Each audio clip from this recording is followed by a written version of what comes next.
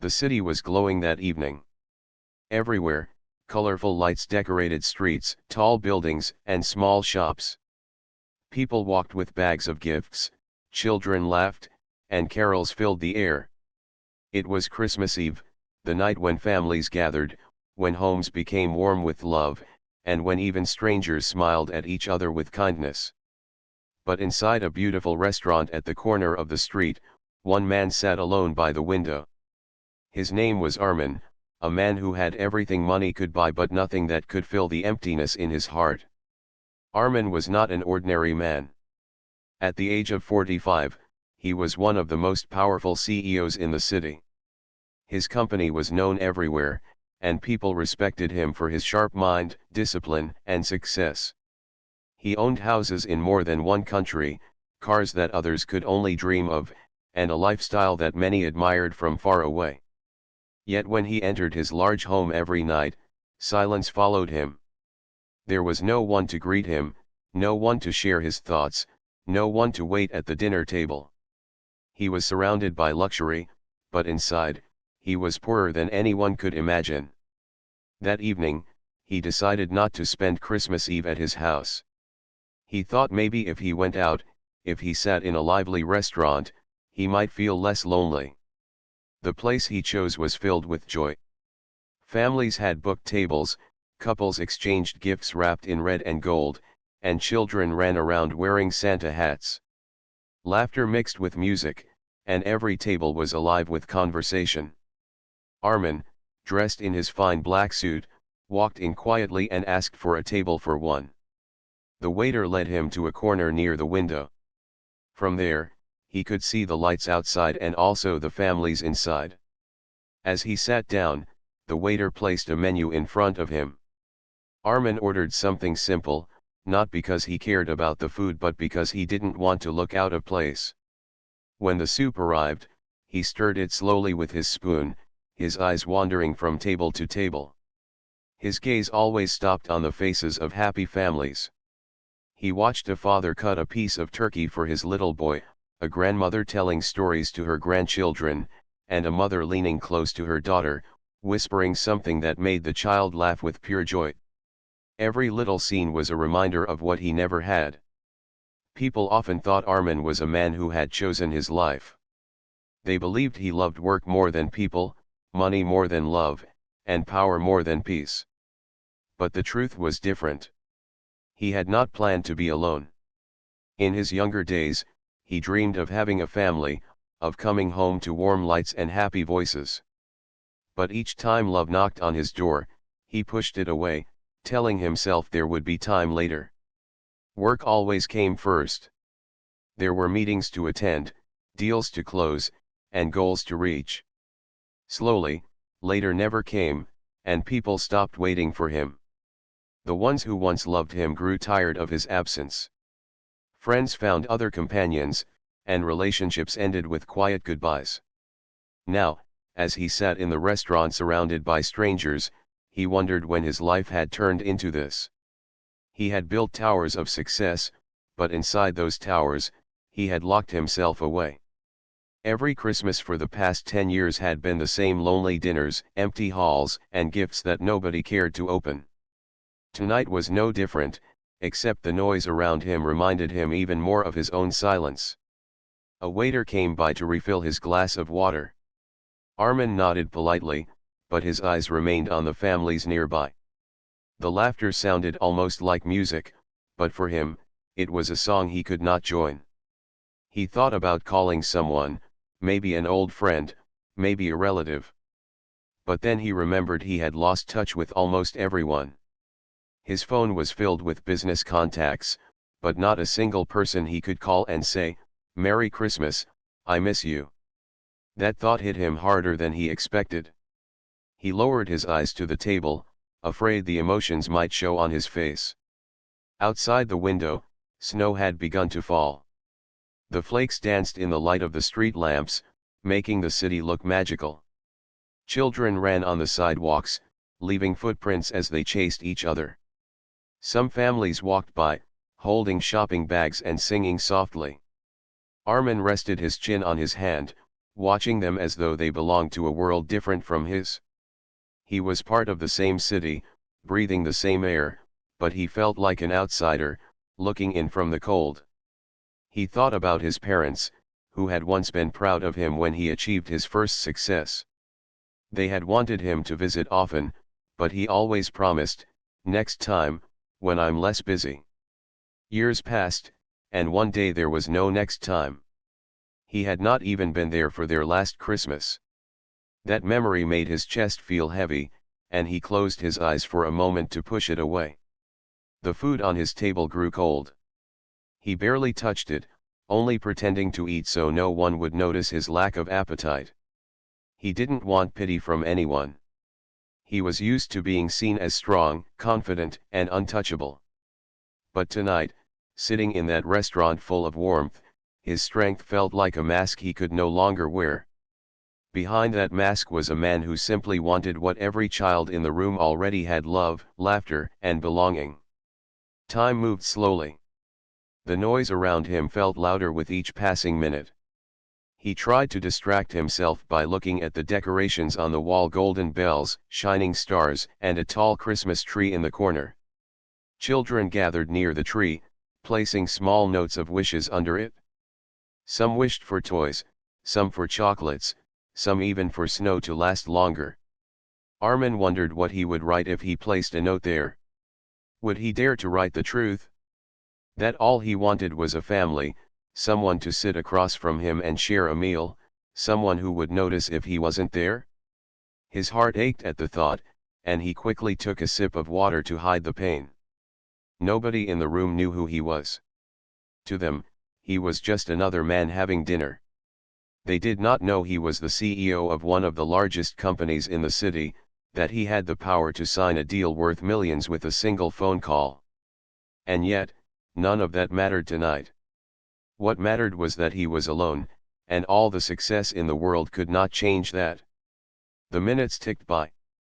Families started to unwrap small gifts, their faces glowing with happiness. Armin smiled faintly, though it was more out of politeness than joy. He told himself that this was how it would always be, that some people were simply meant to live alone. But deep inside, a small voice whispered that maybe it wasn't too late, maybe there was still a chance to change. He didn't know how, but the thought refused to leave his mind. He looked at the door, wondering if anyone would suddenly walk in and surprise him, but no one did. It was just him, his untouched dinner, and the sound of other people's happiness. He sighed and leaned back in his chair. Perhaps he would finish quickly and leave before the clock struck midnight. That way, he could hide his loneliness inside his big house once more. But life, as it often does, had other plans for him. At that very moment, someone small and unexpected noticed him. A pair of innocent eyes from a nearby table kept watching the lonely man in the corner. A child's heart, untouched by pride or fear, was about to do something that would change everything. The little girl's name was Sarah.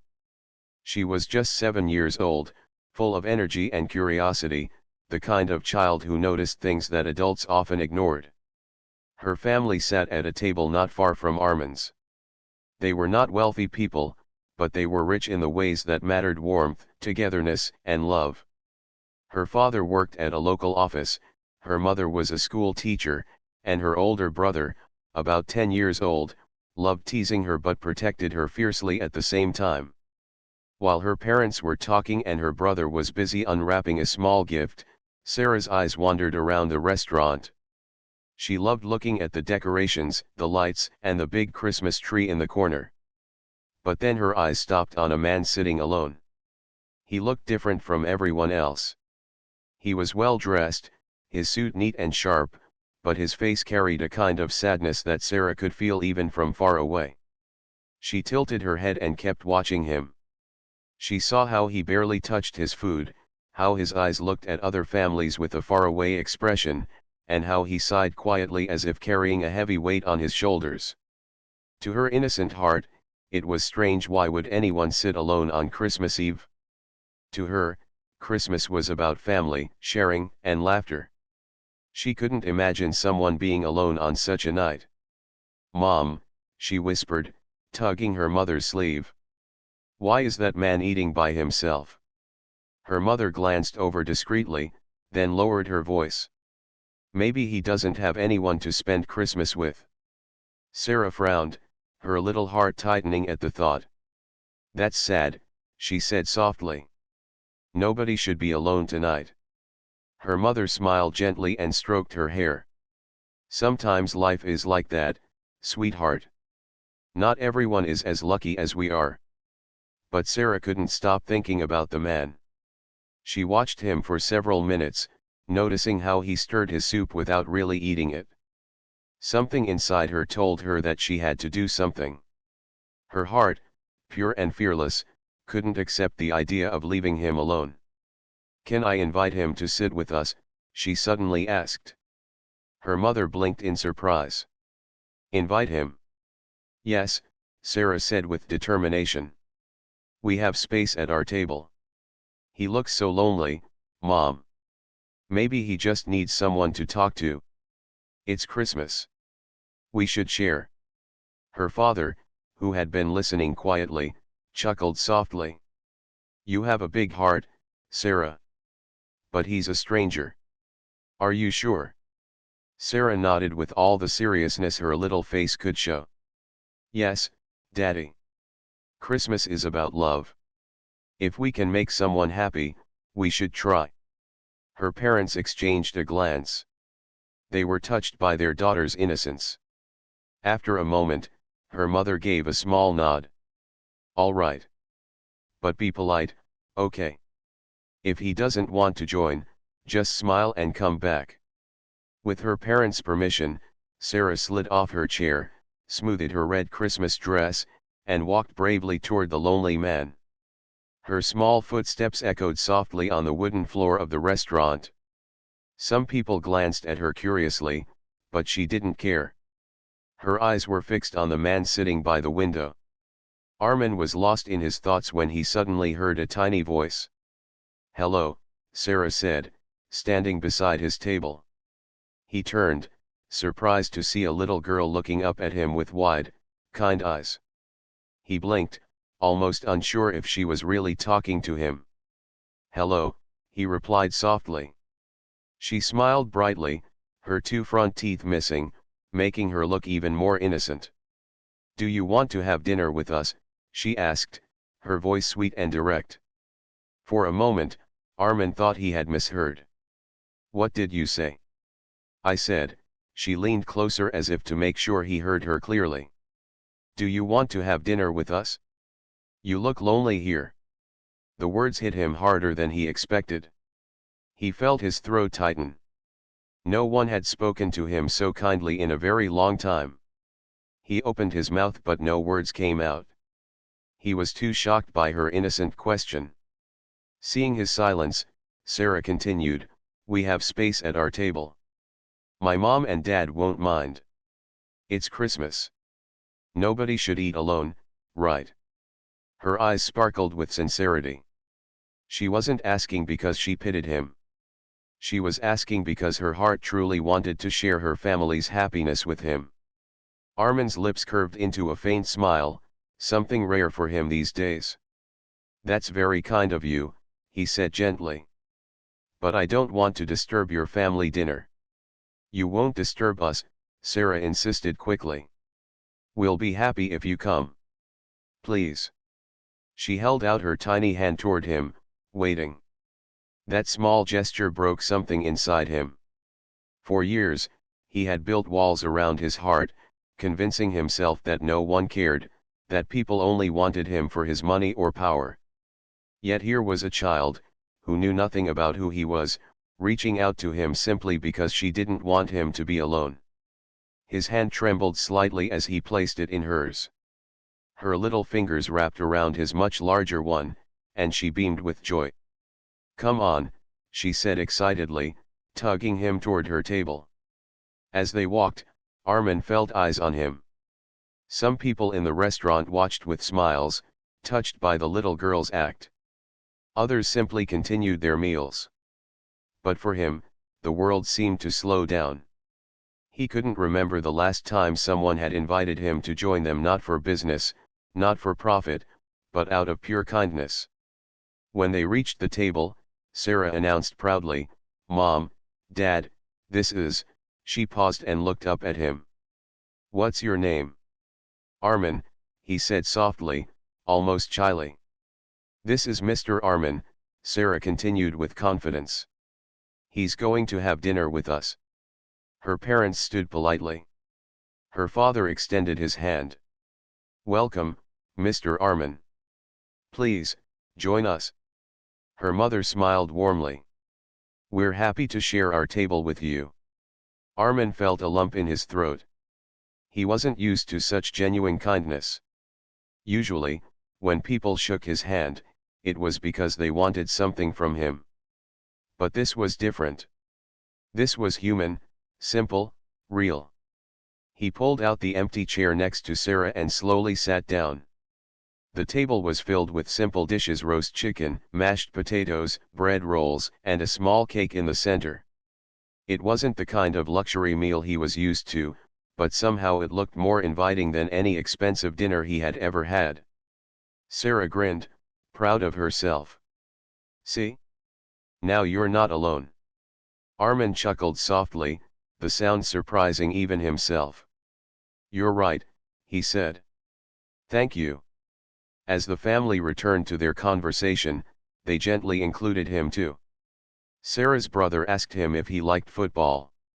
Her father spoke about the holiday traditions they had every year.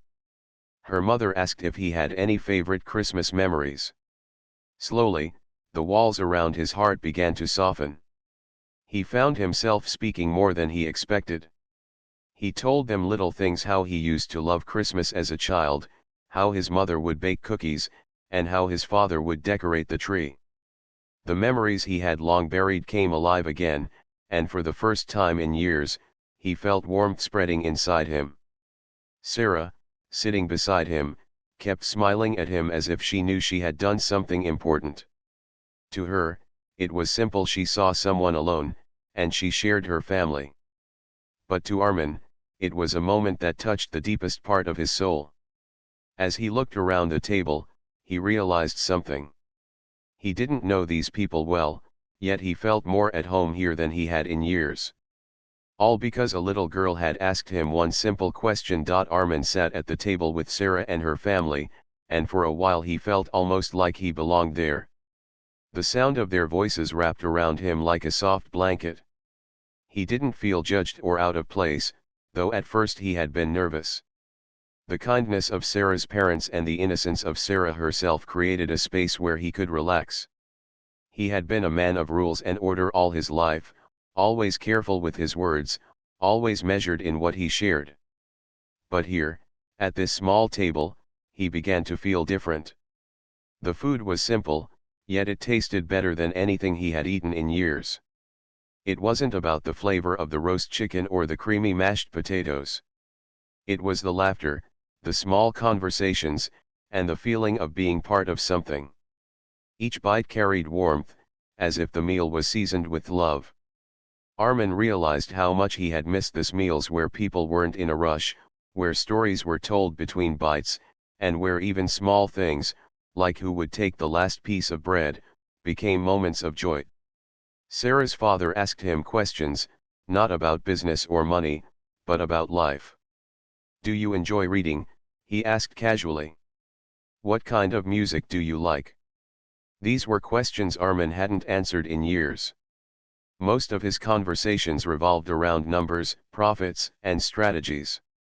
To speak about music and books felt strange, but also refreshing. "I used to love reading novels when I was younger," Armin admitted with a soft smile. "But somewhere along the way, I stopped. I told myself I was too busy. Now I can't even remember the last time I picked up a book just for pleasure." Sarah's mother nodded kindly. "Sometimes life takes us away from the little things. But the little things are what make life sweet." Her words stayed with him.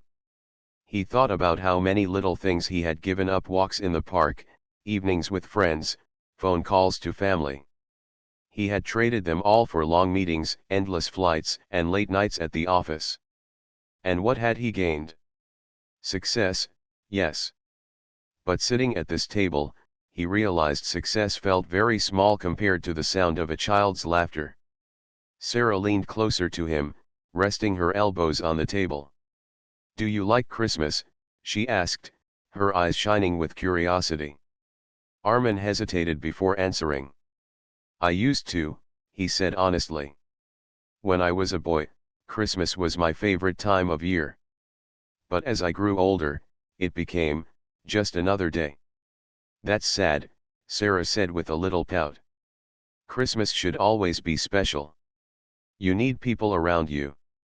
My teacher says Christmas is about love and family." Her innocent words pierced his heart. She spoke the truth so simply, without even knowing how deeply it cut into him. He wanted to answer, to explain how his choices had led him here, but before he could, Sarah grabbed a cookie from the plate in front of her and placed it on his napkin. "Here," she said, smiling. "This will make you like Christmas again." Armin looked at the cookie, then at her, and for the first time in many years, he laughed freely. A true laugh, not the polite one he gave in board meetings or interviews. The sound surprised even him. It was as if the child's simple act had cracked open a part of his heart that had long been locked away.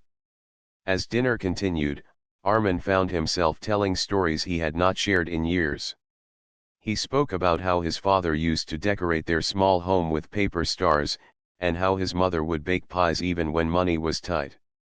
He spoke of his childhood excitement, waiting for gifts under the tree, and how those simple moments had felt like magic.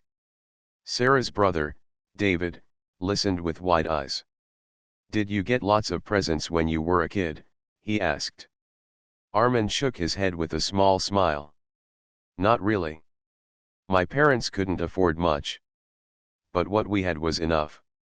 Sometimes my father would carve little wooden toys, and my mother would knit scarves.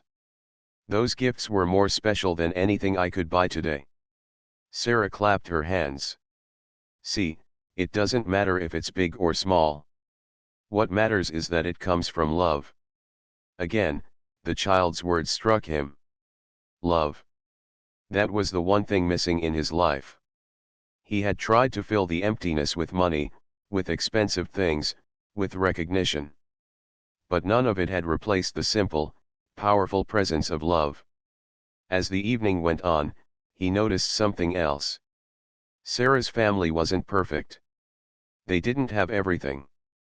Her father's watch was worn, her mother's dress was simple, and the gifts the children exchanged were small. Yet their joy was greater than any luxury he had seen. They teased each other, laughed at silly jokes, and even argued lightly over who would get the last slice of cake. But even in their disagreements, there was warmth.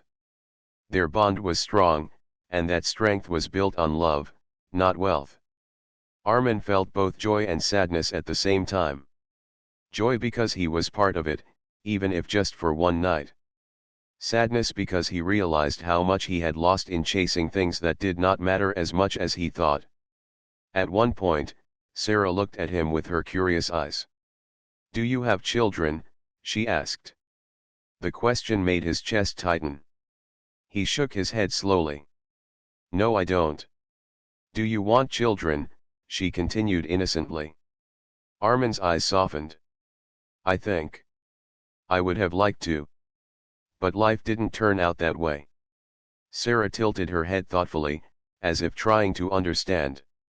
"Maybe it will someday," she said with confidence, as though her small voice had the power to change fate. Her words stayed with him. Could it really be possible? Was it too late for him to change? He didn't know the answer, but for the first time in years, he felt a spark of hope. As dessert was served, Sarah's father raised a small toast. "To family, to love, and to the spirit of Christmas," he said. Everyone lifted their glasses, and to his own surprise, Armin joined in. He whispered the words softly, almost afraid they might break if spoken too loudly. "To family, to love, "And to the spirit of Christmas," he repeated. It was a simple toast, but for him it carried the weight of everything he had been missing. The evening stretched on with more laughter and stories. Armin forgot the time, forgot his worries, and for a while, forgot his loneliness. All he felt was warmth. And as he looked at Sarah's smiling face, he realized something important. This night was not just about filling a few empty hours. It was the beginning of something new. When the meal was finally over, Armin leaned back in his chair, feeling lighter than he had in years. He looked around the table one more time, memorizing every detail: the way Sarah's mother smiled, the way David teased his sister, the way Sarah laughed freely. These were moments he would carry with him long after the night ended. In his heart, he knew one thing for certain. This Christmas would not be forgotten. And neither would the family who had welcomed a stranger into their circle. As the plates were cleared and the noise in the restaurant began to soften, Armin remained seated with Sarah's family. The warmth of their company lingered in the air like the soft glow of a candle. He had laughed more in those 2 hours than he had in the last 10 years. But along with the laughter came something else: a slow opening of his heart, a stirring of memories and regrets that he had long buried. When Sarah's mother asked about his life, Armin hesitated. He was used to keeping things private, especially the parts that hurt. In business, he always spoke with confidence and authority. But here, facing this family who had welcomed him so openly, he felt a strange urge to speak the truth. He set down his glass of water, looked at the twinkling lights of the Christmas tree in the corner, and said quietly, "I've spent most of my life chasing success. I thought if I worked hard enough, if I earned enough, if I built enough, I would finally be happy. But the more I gained, the more I lost." Sarah's father listened attentively, his hands folded on the table. "What did you lose?" he asked gently. Armin's gaze lowered. "People. Time. Moments that I thought I could always get back later. I kept telling myself I would spend time with my parents after the next big project. I told friends I'd call them after the next trip. I told myself I'd find love when things slowed down. But the truth is, things never slowed down. And by the time I looked up from my work, everyone was gone." His voice cracked slightly on the last word, though he tried to hide it. For a moment, there was silence at the table.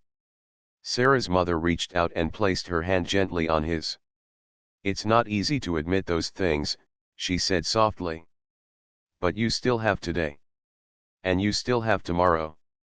Her kindness made his throat tighten. He wanted to believe her, but a heavy doubt lingered inside. Could he really change after so many years of being alone?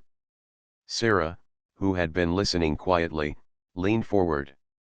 "But you're not alone tonight," she said in her small but confident voice.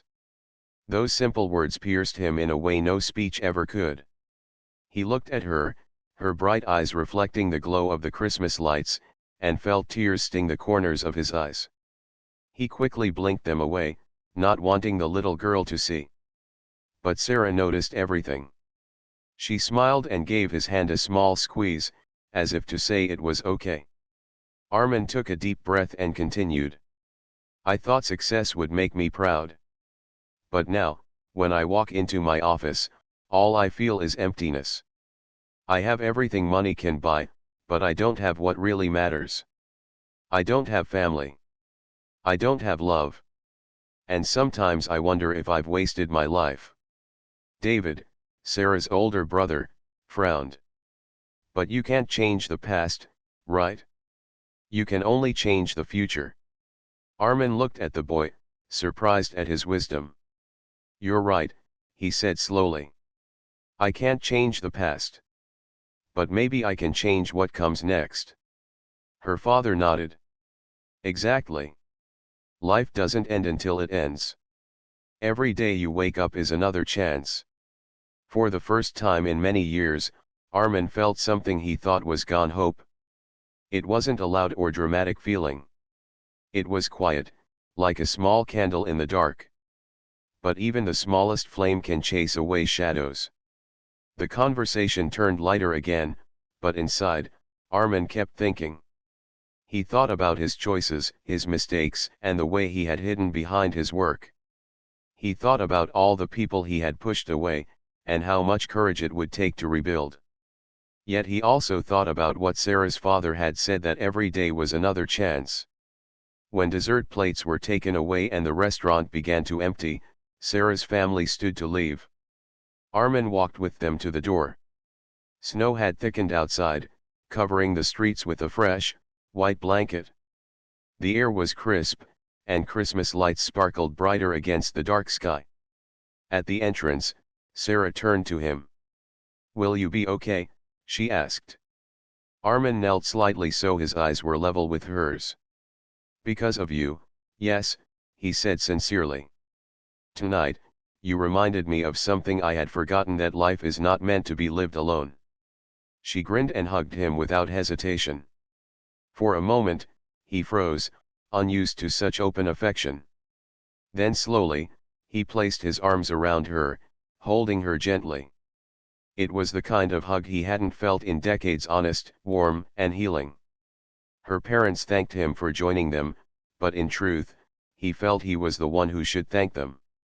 "You gave me the best Christmas gift I've ever received," he told them. Her mother tilted her head. "And what gift was that?" "Belonging," he said simply. As they walked away into the snowy night, Armin stood for a while, watching them. Their figures grew smaller, but the warmth of their presence stayed with him. He knew he could not go back to the life he had before, not the same way. Something inside him had shifted. That night, when he returned to his large, silent home, it no longer felt the same. The emptiness was still there, but now it was mixed with possibility. He walked through the halls, touching the cold walls, and thought about how different they would feel if filled with laughter. He sat in his living room, staring at the empty space where a Christmas tree could have been, and he realized he wanted to change. For the first time in years, he made a promise to himself. He would no longer let work be the only thing in his life. He would reach out, rebuild connections, and open his heart again. It would not be easy, and it would not happen overnight, but he was ready to try. The next morning, Christmas Day, he picked up his phone. His fingers hovered over the screen, unsure where to begin. But then he scrolled through old contacts and found the number of a friend he hadn't spoken to in years. His hand trembled slightly as he pressed call. To his surprise, the friend answered with joy. "Armin. It's been ages. Merry Christmas." For the first time in so long, Armin smiled as he replied, "Merry Christmas. I just wanted to hear your voice." That call was short, but it was the first step. The first step toward reconnecting, toward opening the doors he had shut for too long. In the following days, he continued. He called another old friend. He sent a message to a cousin he hadn't visited in years. He even bought a small plant for his home, telling himself it was a symbol of new beginnings. Every small act felt like progress. Each time, he remembered Sarah's words, "But you're not alone tonight." He carried those words with him like a treasure. They became his guide, reminding him that change was possible. And whenever doubt crept in, he thought of her innocent smile and the warmth of that dinner table. Slowly, his cold, lonely world began to melt. The days after Christmas passed, but the memory of that evening stayed with Armin like a light he could not put out. For years he had lived in silence, surrounded by wealth yet empty at heart. But one dinner, one small act of kindness, had broken through the walls he had carefully built around himself. He kept replaying Sarah's voice in his mind, "Do you want to have dinner with us?" Such a simple question, but it had opened a door he thought was forever closed. He found himself smiling more often, something even his staff at work noticed. His assistants whispered about how the CEO seemed lighter, less distant, almost human in a way they hadn't seen before. He no longer barked orders, instead, He asked about their families, their holidays, their children. At first, they were shocked, but then they warmed to it. They began to see a man behind the title. But the biggest change was inside his own heart. For the first time, he realized that success meant nothing if it wasn't shared. He could build the tallest buildings, sign the biggest deals, and make headlines across the world, but none of it could give him what Sarah and her family had shown him: love, laughter, and togetherness. On New Year's Eve, instead of attending a grand business party as usual, he chose something different. He visited an orphanage his company supported with donations. In the past, he had written checks and thought his duty was done. But this time, he went in person. He sat with the children, played games, listened to their stories, and even helped serve food. The children's bright smiles reminded him of Sarah, and his heart filled with warmth. For the first time in a long while, he felt alive. That night, as fireworks lit up the sky, Armin stood among the children, his heart swelling with something far greater than pride. It was joy, simple and pure. He realized that giving his time, not just his money, had filled the emptiness in a way nothing else ever had. In the weeks that followed, he continued to make changes. He called relatives he had not spoken to in years. At first, the conversations were awkward, filled with long silences, but slowly, the ice began to melt. Some were surprised he had reached out, others emotional, and one even said, "We thought you forgot about us." His heart ached at those words, but he promised himself he would never let people think that again. At work, he began to shift the culture of his company. Instead of glorifying endless hours and sacrifices, he encouraged his employees to take time off, to spend evenings with their families, to live their lives beyond the office. Work hard, yes, he told them at a company meeting, but don't lose the people who matter. Success means nothing if you have no one to share it with. His employees were stunned, but many silently thanked him for those words. Some even went home earlier that day, hugging their children a little tighter, eating dinner together without the shadow of work hanging over them. Months passed, and Armin began to feel like a new man. But one thought never left his mind: the family who had welcomed him on Christmas Eve. Especially Sarah. He wanted to thank her again, to show her how much her kindness had changed him. But he hesitated, afraid it might seem strange for a powerful CEO to seek out a little girl and her family. Still, the longing in his heart grew. One spring afternoon, as he walked through the park near his office, he heard a familiar voice. A child's laughter rang through the air, and when he turned, his heart skipped a beat. There she was, Sarah, running after a kite while her brother chased behind. Her parents sat on a bench, smiling as they watched their children play. Without thinking, Armin walked toward them. Sarah spotted him first. Her eyes widened, and then her face lit up with recognition. "Mr. Armin," she shouted, dropping the kite and running to him. She hugged him without hesitation, just as she had on Christmas night.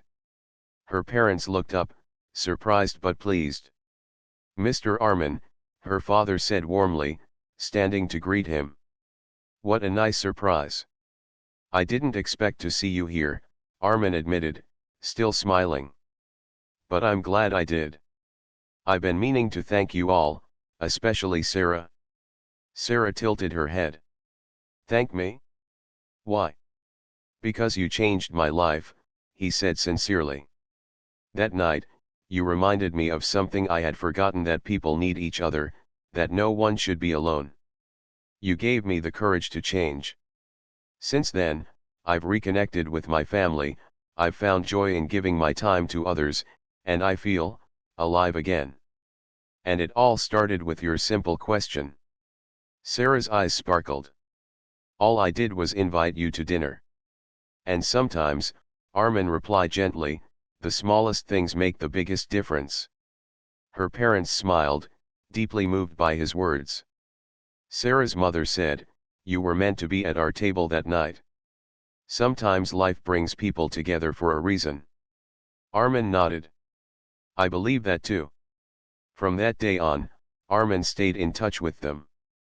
He visited sometimes, joining their family for dinners, birthdays, and even simple picnics. Sarah and her brother grew to see him not as a stranger, but as part of their extended family. Her parents treated him like a friend, offering advice and listening to him when he shared his regrets. Slowly, the emptiness inside him faded. On the next Christmas Eve, Armin did something he had not done in decades. He decorated his home. A tall Christmas tree stood in his living room, glowing with lights and ornaments. A table was set, not for one, but for many. And when the doorbell rang, Sarah and her family entered, their laughter filling the once silent halls. As they sat down to eat, Armin looked around the table. For the first time in his adult life, his house was filled with warmth. He realized that Christmas had finally returned to him not through wealth or grandeur, but through the love of people who had welcomed him when he had nothing to offer but his company. That night, as they shared food and stories, Sarah leaned toward him and whispered, "See? You're not alone anymore." Armin's eyes softened, and he nodded. "No, I'm not. And I never will be again." The room echoed with laughter, the kind that reaches the heart. And as Armin lifted his glass to make a toast, his voice was steady and filled with gratitude. To kindness, to family, and to the little moments that change our lives forever. Everyone clinked their glasses together, and in that moment, Armin knew he had finally found what he had been searching for all along, not in boardrooms, not in bank accounts, but in the simple, priceless gift of belonging. From that Christmas onward, he was never alone again. And every time he looked at Sarah, he remembered how one small question from a little girl had rewritten the story of his life.